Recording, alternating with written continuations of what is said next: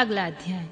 मैना को प्रत्यक्ष दर्शन देकर शिवा देवी का उन्हें अभीष्ट वरदान से संतुष्ट करना तथा मैना से मैनाक का जन्म। नारद जी ने पूछा, पिताजी, जब देवी दुर्गा अंतर ध्यान हो गईं और देवगण अपने अपने धाम को चले गए, उसके बाद क्या हुआ? ब्रह्मा जी ने कहा, मेरे पुत्रों में श्रेष्ठ विप्रवर नारद, जब विष्णु आदि देव समुदाय हिमालय और मैना को देवी की आराधना का उपदेश देकर चले गए, तब गिरिराज हिमालय और मैना दोनों दंपति ने भारी तपस्या आरंभ की। वे दिन रात शंभु और शिवा का चिंतन करते हुए भक्ति उच्चित से नित्य उनकी सम्यक रीति से आराधना करने लगे। हिमवान की पत्नी मैना बड़ी प्रसन्नता से शिव सहित शिवा देवी की पूजा करने लगी। वे उन्हीं के संतोष के लिए सदा ब्राह्मणों को दान देती रहती थी। मन में संतान की कामना लेकर मैना चैत्र मास के आरंभ से लेकर 27 वर्षों तक प्रतिदिन तत्परता पूर्वक शिवा देवी की पूजा और आराधना में लगी रहीं। वे अष्टमी को उपवास करके नवमी को लड्डू, बलि सामग्री, पीठी, खीर और गंध पुष्प आदि देवी को भेंट करती थी।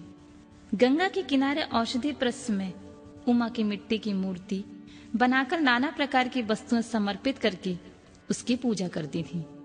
मैना देवी कभी निहारती रहती, कभी व्रत के नियमों का पालन करती, कभी जल पीकर रहती और कभी हवा पीकर रह जाती थी।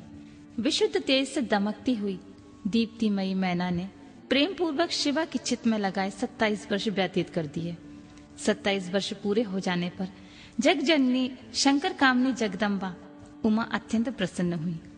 मैना की उत्तम भक्ति से संतुष्ट होकर वे परमेश्वरी देवी उन पर अनुग्रह करने के लिए उनके सामने प्रकट हुई।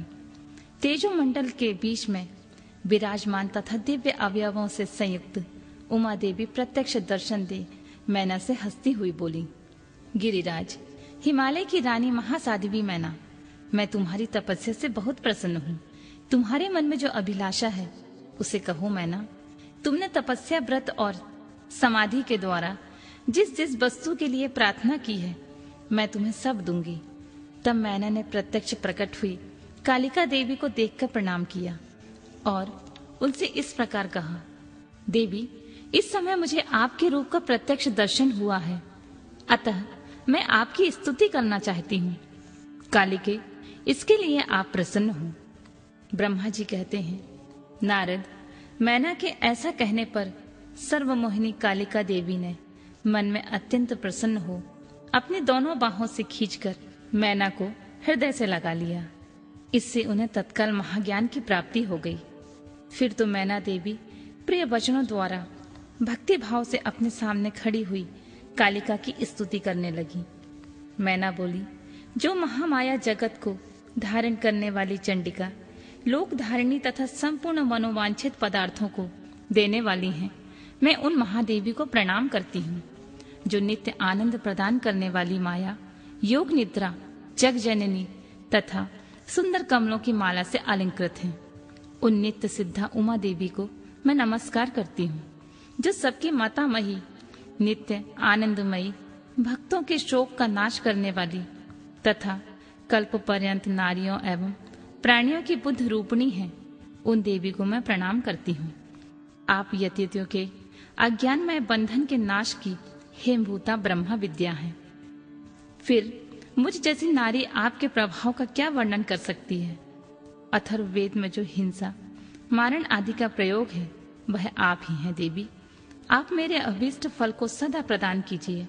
भावहीन, आकार रहित तथा आदर्श नित्यानित्य तंत्र मात्राओं से आप ही पज्य भूतों के समुदाय को संयुक्त करती हैं। आप ही उनकी शाश्वत शक्ति हैं। आपका स्वरूप नित्य है। आप समय समय पर योगा युक्त एवं समर्थ नारी के रूप में प्रकट होती हैं। आप ही जगत की योनि और आधार शक्ति हैं। आप ही प्राकृत तत्वों से परे नित्य प्रकृति कही गई हैं, जिसके द्वारा ब्रह्मा के स्वरूप को वश में किया जाता है। वह नित्य अविद्या आप ही हैं। माते, आज मुझ पर प्रसन्न होइए।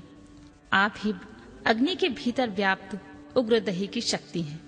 आप ही सूर्य किरणों में स्थित प्रकाशिका शक्ति हैं। चंद्रमा में जो आहादी की शक्ति है वह भी आप ही हैं। ऐसी आप चंडी देवी का मैं स्तवन और वंदन करती हूँ। आप स्त्रियों को बहुत प्रिय हैं। ऊर्ध्ववरीयता ब्रह्मचारियों की ध्येय भूता नित्य ब्रह्म शक्ति आप ही हैं। संपूर्ण जगत की बादशाह तथा श्री हरि की माया भी आप ही हैं, जो देवी इच्छा अनुसार रूप धारण करके सृष्टि पालन और संहारमयी हो उन कार्यों का संपादन करती हैं, तथा ब्रह्मा विष्णु एवं रुद्र के शरीर की भी हेम भूता हैं, वे ही आप हैं। देवी, आज आप मुझ पर प्रसन्न हो, आपको पुनः मेरा नमस्कार है। ब्रह्मा जी कहते हैं, नारद, मैना की इस प्रकार की स्तुति करने पर दुर्गा कालिका ने पुनः उन मैना देवी से कहा, तुम अपना मनोवांछित वर मांग लो। हिमाचल प्रिय, तुम मुझे प्राणों से भी प्यारी हो। तुम्हारी जो भी इच्छा है वह मांगो, मैं उसे निश्चय ही दे दूंगी। तुम्हारे लिए मुझे सब कुछ भी अदेय नहीं है। महेश्वरी उमा का यह अमृत के समान मधुर वचन सुनकर हिमगिरी कामनी मैना बहुत संतुष्ट हुई और इस प्रकार बोली, शिवे, आपकी जय हो, जय हो, उत्कृष्ट ज्ञान वाली महेश्वरी, जगदम्बिके। यदि मैं वर पाने की योग्य हूँ तो फिर आपसे श्रेष्ठ वर मांगती हूँ।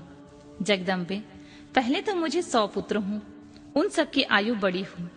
वे वर पराक्रम से युक्त तथा रिद्धि सिद्धि से संपन्न हूँ। उन पुत्रों के पश्चात मेरी एक पुत्री हो, जो स्वरूप और गुणों से सुशोभित होने वाली हो। वह दोनों कुलों को आनंद देने वाली तथा तीनों लोकों में पूजित हो। जगदम्बिके, शिवे, आप ही देवताओं का कार्य सिद्ध करने के लिए मेरी पुत्री तथा रुद्रदेव की पत्नी होइए और तदनुसार लीला कीजिए। ब्रह्मा जी कहते हैं, नारद, मेनका की बात सुनकर प्रसन्न हृदया देवी उमा देवी ने उनके मनोरथ को पूर्ण करने के लिए मुस्कुराकर कहा। देवी बोली, पहले तुम्हें 100 बलवान पुत्र प्राप्त होंगे। उनमें से एक सबसे अधिक बलवान और प्रधान होगा। जो सबसे पहले उत्पन्न होगा, मैं तुम्हारी भक्ति से संतुष्ट हो मैं स्वयं तुम्हारे यहाँ पुत्री के रूप में अवतीर्ण होंगी और समस्त देवताओं से सेवित हो उनका कार्य सिद्ध करूंगी। ऐसा कहकर जगतदात्री परमेश्वरी कालिका शिवा मेनका को देखते देखते वहां से अदृश्य हो गई। तात महेश्वरी से अभीष्ट वर पाकर मेनका को भी अपार हर्ष हुआ। उनका तपस्या जनित सारा क्लेश नष्ट हो गया। फिर कालक्रम में मैना के गर्भ रहा और प्रतिदिन बढ़ने लगा। समयानुसार उसने एक उत्तम पुत्र को उत्पन्न किया, जिसका नाम मैनाक था। उसने समुद्र के साथ उत्तम मैत्री बांधी। वह अद्भुत पर्वत नागवधुओं के उपभोग का स्थल बना हुआ है। उसके समस्त अंग श्रेष्ठ हैं। हिमालय के 100 पुत्रों में वह सबसे श्रेष्ठ और महान बल पराक्रम से संपन्न है।